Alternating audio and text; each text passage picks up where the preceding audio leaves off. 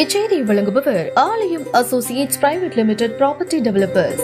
ஆலயம் associates private limited, number 52, third floor, 3B, Ram Darbar, Sterling road, Nungambakkam, Chennai 6,34,000. Tamil முதலமைச்சர் அவர்களின் இந்த நல்லாட்சியில் ஒட்டுமொத்த தமிழகமே ஒரு டிஃபரெண்ட் ஆபத்துக்கு போயிட்டு இருக்க இந்த சூழல்ல தமிழகத்தில் ஸ்பேஸ் டெக்ல ஆராய்ச்சியில நிறைய ஸ்பேஸ் ஆராய்ச்சியில நிறைய புதிய நிறுவனங்கள் வந்து குவிந்து கொண்டிருக்கின்றன. அந்த வகையில இன்னைக்கு ஸ்பேஸ் டெக் ஆக்சிலரேட்டர் ஒன்று, வானம் என்ற பெயரில் ஒரு ஆக்சிலேட்டர் ஒன்று எனக்கு ஆரம்பிச்சிருக்கேன். எனவே புதிய தொழில் முனைவோர்கள், ஸ்பேஸ் டெக்ல இருக்கிற தொழில் முனைவோர்கள் அனைவருக்கும் இது மிகப்பெரிய ஒரு ஊக்கமாக இருக்கும் என்று நம்புகிறேன்.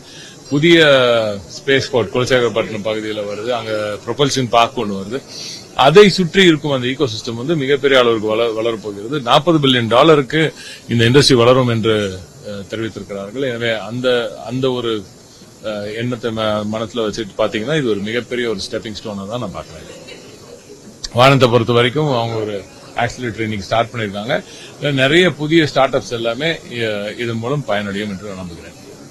வேற ஏதாவது கேள்வி ஏதாவது இருக்கா?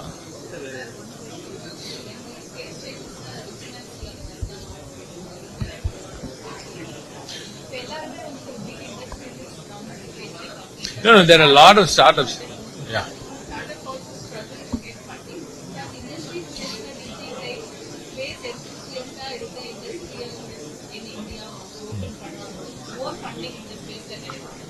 இப்ப விண்வெளி ஆராய்ச்சியில அந்த ஒரு ஈகோ சிஸ்டமே ரொம்ப காஸ்ட்லியான ஒன்று அப்படின்றதுனால நீங்க சொல்றீங்க இல்லையா, அப்படின்னு நினைக்கிறாங்க. அதுல இருக்கிற ஸ்டார்ட் அப்ஸுக்கு கூட நம்ம ஸ்டார்ட் அப் டீம் மூலமாக தமிழ்நாடு முதலமைச்சர் அவர்களின் ஆட்சியில் ஏற்கனவே நம்ம நிறைய பேருக்கு ஃபண்டிங் கொடுத்திருக்கோம். அதுல குறிப்பா ஒண்ணு சொல்லணும்னா, அதுல நம்ம ஃபண்ட் பண்ண ஒரு ஸ்டார்ட் அப் வந்து இந்த உலக அளவுல 20 டாப் 20 ஸ்டார்ட் அப்ஸ்ல டு பி வாட்ச் ஸ்டார்ட் அப்ஸ்ல அது இருக்கு. சோ அந்த அளவுக்கு தேர்வு செய்து இந்த ஸ்டார்ட் அப் டீம்ல மிக சிறப்பான பணியை அங்க இருப்பவர்கள் எல்லாம் அங்க சிஓ எல்லாம் செஞ்சிட்டு இருக்காங்க.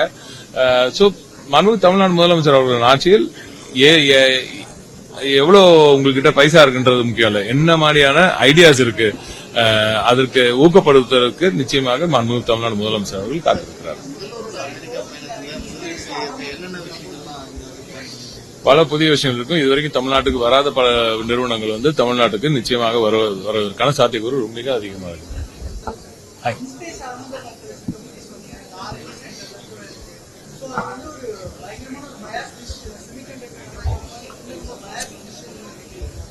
I'm happy you think that way, but no, I'm just saying it's up to them. See, அதாவது ஏற்கனவே சொல்லியிருக்கேன், ஒரு பொறுப்புல இருக்கும்போது அந்த பொறுப்பை பயன்படுத்தி உங்க ஊருக்கு ஏதாவது ஒரு திட்டத்தை கொண்டு வரணும்னு நினைக்கிறதுல எந்த தவறும் இல்ல. அதுல நான் எதுவும் தப்பா சொல்லவே மாட்டாது. அவங்க இப்ப நம்ம இந்திய பிரதமர் அவர்கள் அவரோட ஊருக்கு சில திட்டங்களை கொண்டு போறதுல எந்த தவறும் இல்ல. ஆனா அங்க அந்த டேலண்ட் இருக்கான்னு பாக்கணும், அதுக்கான ஈகோ சிஸ்டம் அங்க இருக்கான்னு பாக்கணும். தமிழகத்தை விட்டா இதை விட வேற எங்கேயுமே அந்த ஈகோ சிஸ்டம் அவ்வளவு ரைப்பா இல்ல, இப்படிப்பட்ட டேலண்ட் வேற எங்கேயுமே இல்ல. ஆகையால் தான் சொல்றேன், இது நீங்க இங்க வரக்கூடாதுன்றதுக்காக கொண்டு போறீங்களான்ற கேள்வி எழும்புறதுக்கு தான் நம்ம தேர்தல் போது கூட நம்ம முதலமைச்சர் அவர்கள் அதை ஹைலைட் செய்தாங்க. பட் இனி அந்த போக்கு இருக்காது என்று நம்ம நம்புறோம். நிச்சயமாக ஒரு கூட்டாட்சி தத்துவத்துக்கு, பெடரலிசத்துக்கு மதிப்பு கொடுத்து மாண்புமிகு பிரதமர் அவர்களும் அனைவரும் இணைந்து ஒட்டுமொத்த இந்திய மக்களின் வளர்ச்சிக்காக தமிழகத்துக்கு வலு சேர்ப்பார் என்று நம்பலாம்.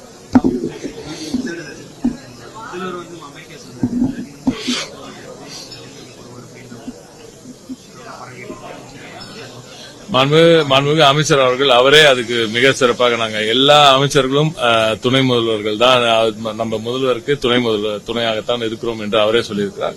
இருந்தாலும் எங்களுக்கெல்லாம் அவர் வந்தார்னா